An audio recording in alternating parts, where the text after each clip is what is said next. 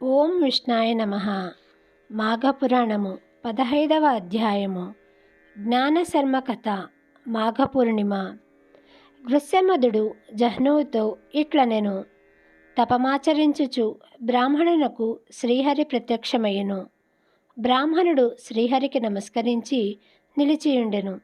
అప్పుడు శ్రీహరి, ఓయి, నీవు మరలా నా రాకను గోరి తపమాచరించితివి ఎందులకు? నీ మనస్సులో ఏమియున్నది చెప్పుమని అడిగెను. అప్పుడు విప్రుడు, స్వామి, నాకు పుత్రవరమునిచ్చి సంతోషము కలిగించితివి. నీ మాట ప్రకారము పుత్రుడు కలిగెను. కాని నారద మహర్షి వచ్చి ఈ బాలుడు 12 సంవత్సరముల తర్వాత మరణించునని చెప్పి వెళ్ళెను. నీవిచ్చిన వరము ఇట్లైనది. నా దుఃఖమును పోగొట్టుకొనగోరి తపమాచరించితినని శ్రీహరికి విన్నవించెను. అప్పుడు శ్రీహరి, ఓయి, ఉత్తముడైన నీ పుత్రునకు 12వ సంవత్సరమున గండము కలుగుటకు కారణమును వినుము. నీ భార్య పూర్వజన్మమున చేసిన దోషమే ఇప్పుడి గండమునకు కారణము. పూర్వజన్మమున కూడా మీరిద్దరును భార్యాభర్తలే. అప్పటి నీ పేరు జ్ఞానశర్మ. ఈమె అప్పుడును నీ భార్యయే. ఆమె ఉత్తమ శీలము గుణములు కలిగియుండినది. ఆమె భర్తయ్యకు జ్ఞానశర్మ ఆమెను మాఘమాస వ్రతమును చేయమని చెప్పెను.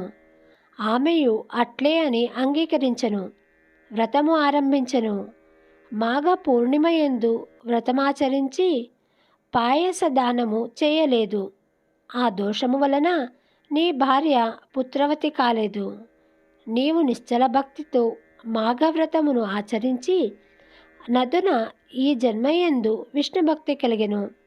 నేను నీ తపమునకు వరమిచ్చినను గత జన్మలో నీ భార్య మాఘ పూర్ణిమ నాడు చేయవలసిన పాయసదానము చేయకపోవుట, భర్త చెప్పినను చేయకపోవుట అను 2 దోషముల వలన 12 సంవత్సరముల తర్వాత గండమున్నదని నారదుడు చెప్పెను. కావున మాఘమాస వ్రతమునందలి గంగోదక బిందువులతో నీ పుత్రుని తడుపుము. ఇందువలన గండదోషము పోయి నీ పుత్రుడు చిరంజీవి అగును. ఓయి, మాఘస్నానము ఆయువును, ఆరోగ్యమును, ఐశ్వర్యమును ఇచ్చును. మాఘస్నానము చేయని వారికి వారి సంతానమునకు ఆపద కలుగును. అధిక పుణ్యములను గత జన్మలలో చేసిన వారికే మాఘమాస వ్రతము ఆచరింపవలయునని సంకల్పము కలుగును. మాఘస్నానము సర్వపాప దోషహరము. నేను మాఘమాస ప్రియుడను. మాఘస్నానం ఆచరించిన వారు దీర్ఘాయువులు, బుద్ధిమంతులు, ఆరోగ్యవంతులు అయి ముక్తి నందుదురు. మాఘమాస స్నాన వ్రతము కోరిన కోరికలను ఇచ్చును. మాఘవ్రత మహిమను బ్రహ్మ, శివుడు, లక్ష్మి, పార్వతి, సరస్వతి, ఇంద్రుడు, వశిష్ఠుడు, జనకుడు, దిలీపుడు, నారదుడు వీరు మాత్రమే బాగుగా తెలిసినవారు. ఇతరులు దాని మహిమను పూర్తిగా నెరుగరు. మాఘవ్రత మహిమ కొంతయే తెలిసినవారు, పూర్తిగా తెలియని వారు కలరు. దీని మహిమ అందరికీ తెలియదు. నా భక్తులు మాఘవ్రత పరాయణులు మాత్రమే మాఘవ్రత మహిమనెరుగుదురు. ఎన్నో జన్మల పూర్వ పుణ్యమున్నవారికే మాఘవ్రతము ఆచరింపవలయునను బుద్ధి కలుగును. నీ పుత్రుని మాఘమాస ప్రాతకాలమున గంగాజలముతో తడుపుము. వాని గండదోషము తొలగునని చెప్పి శ్రీహరి అంతర్హితుడయ్యెను. బ్రాహ్మణుడును శ్రీహరి అనుగ్రహమునకు సంతోషపరవశుడయ్యెను.